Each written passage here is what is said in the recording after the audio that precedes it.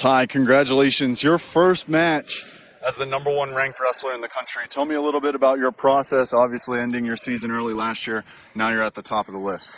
I don't really look too into rankings or anything because that's just some guy making them. So I'm just listening to what my coaches say and working on the areas that I lack in and just trying to focus on myself and my teammates.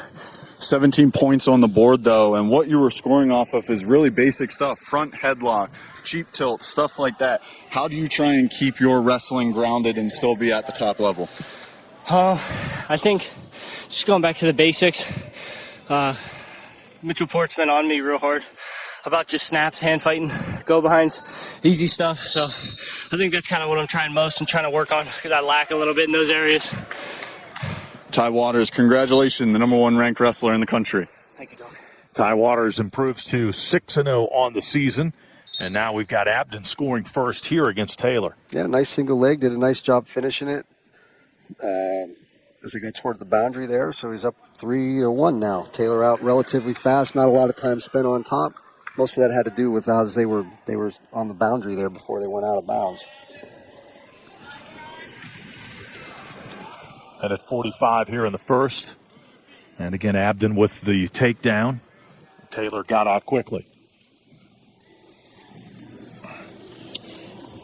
And Sean Taylor, another one of these guys, is very talented. The issue, again, is get to your offense. That's what, if there's a theme in college wrestling, well, probably in every sport, really, is get to your offense.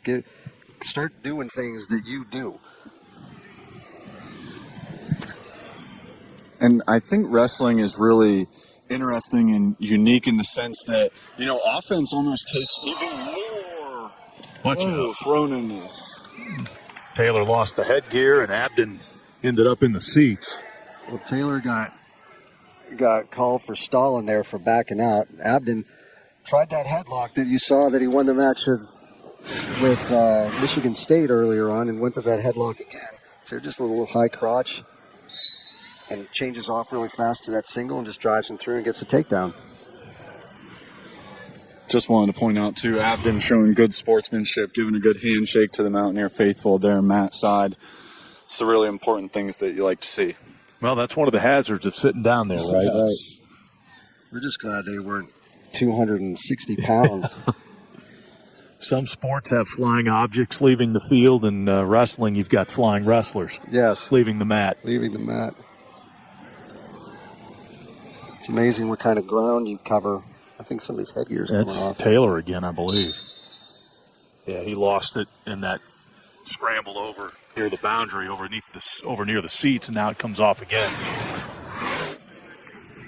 Right, he's really getting a headlock. You see Taylor backing out of it, and then tried to throw him at the end when he knew he was sort of out of bounds.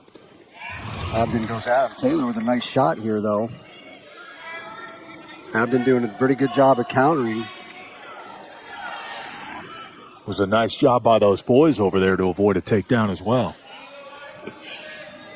I think someone ended up going backwards. Final 10 seconds, first period.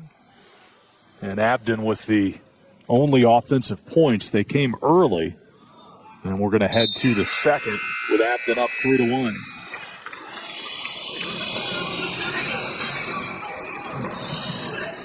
And a choice for Taylor. He'll begin period 2 on the bottom.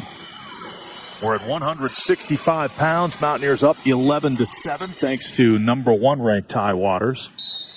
And this Rider team coming off the victory over Michigan State and West Virginia with the lead at the midway point here.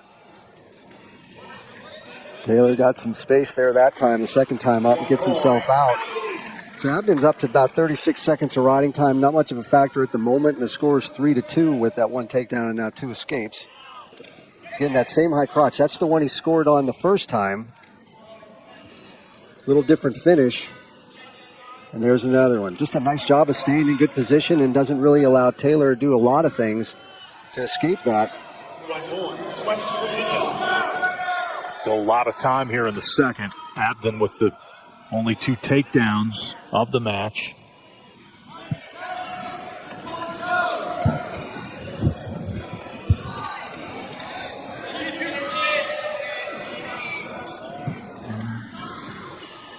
Abdon ranked 29th in the country.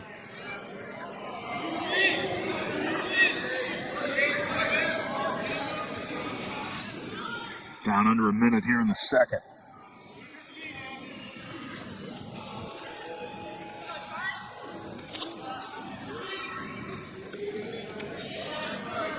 Taylor 2-2 on the year.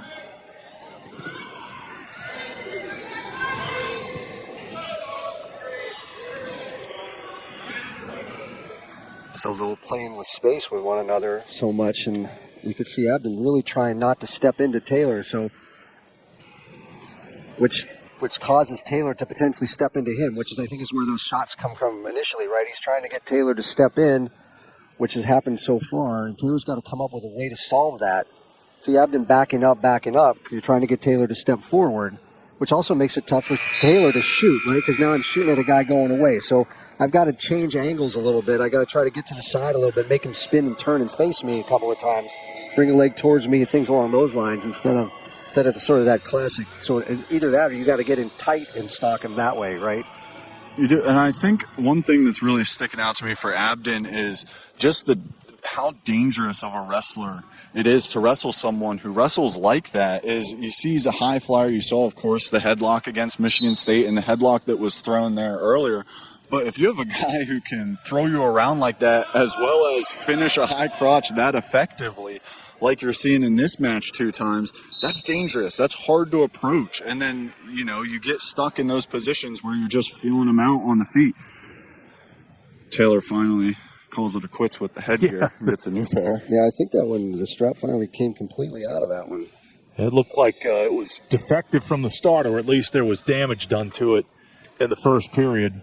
That scrambled over near the seats. And now we're going to refit him. Wrestlers go. Oh, he's rated on a shot. He gets rolled through, but he's still in pretty good position here. He needed to make that turn just a little quicker. Taylor tried to post that arm back and hit the Sagilaria for a little bit and get the back exposure, but to no avail as Abdon, as you can see, just the scrambling and how dangerous he is. Taylor back in on another shot, but Abdon able to get to that crotch early and effectively. Taylor's going to drive back into him if he can. The problem is now Abdon's leg is completely free. He's just going to try to hold on. Looks like he's going to try to stalemate it, but again, Taylor does a nice job with the crossface of breaking that. And now he's cranking up the offense a little bit, right? Came out of that little bit of break with the headgear with some energy. So the takedown made it a 1-point match, and then the escape point, 8-6. Taylor knows he needs more offense here in the final 44 seconds. Maybe the headgear was stressing him out. I don't know. Probably not. But now he's generating some offense because he needed to, right? He's got I got to get 2 takedowns. Ride time not a factor. Taylor needs a takedown to win. He's got 30 seconds. That's what you're looking for right there. The little pull. See, Abdon's still backing up. He's probably going to take a shot if he can with 20 seconds left. Taylor's got to stay down. There's the warning for stalling. He's in on the leg. Looks like he's got it hooked and potentially in a danger position. There's 10 seconds left. If he can scoot out the back door, Abdon trying to hold on for dear life. Clock's 6 running. seconds and 5. I don't think he's going to get it. He doesn't have time to get it. Oh, tries to roll him through again. Right at the buzzer. Wow. Rolled him through there right in the final second, but time expires and Abdon hangs on. So an 8-6 victory for Brendan Abdon.